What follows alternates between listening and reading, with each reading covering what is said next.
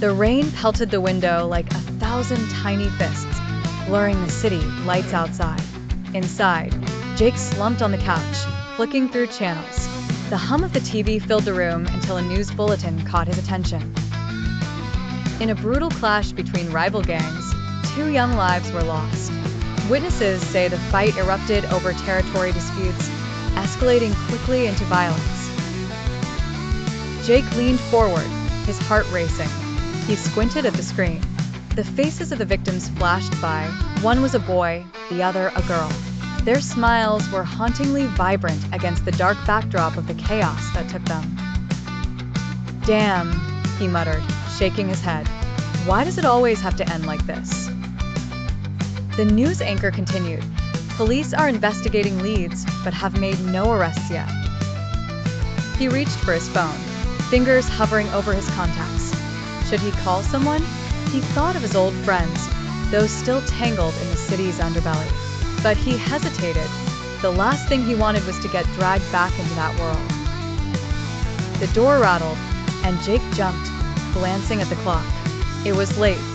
"Who's there?" he called, half expecting a prank or a late-night delivery. The door creaked open, revealing a tall figure, soaked from the rain. Jake. The voice was familiar, laced with urgency. "Nick? What's going on?" Jake rushed to the door, pulling Nick inside. "Did you see the news? About the fight?" "Yeah, I just did." Nick ran a hand through his wet hair, anxiety flickering in his eyes. "That kid, I knew him. Well, sort of. We ran in the same circles. His name was Leo." "Leo?" "Yeah." "And the girl, she was his girlfriend." "Sadie." "I met her once." "God, that's awful. What happened?" "They say they got caught in the crossfire. It was over territory, some new guys trying to make a name for themselves. A real mess." Jake shook his head, the weight of the tragedy settling in. "What does it mean for you? For us?" "I don't know, man. But I feel like we should do something. You know how those guys work. They won't stop." A silence hung between them, heavy with unspoken fears. "Maybe we should go to the station. See if we can find out more," Jake suggested, gripping Nick's arm. "Are you crazy? You want to get involved in this? It's not just about them. It's about us. This could escalate. We can't sit here and do nothing." Nick hesitated, then nodded. "All right, let's go."